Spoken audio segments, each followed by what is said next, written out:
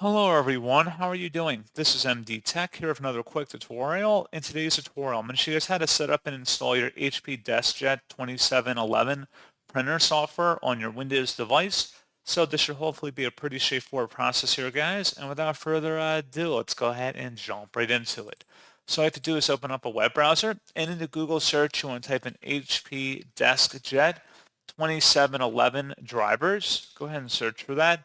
One of the best results should be an HP support page that says HP DeskJet 2710 all-in-one printer software and drivers. Open that up, and then you want to scroll down and select the installation software and full/basic driver support, and select the HP Easy Start Printer Setup software. And then once it's downloaded to your system, you want to go ahead and open up that file.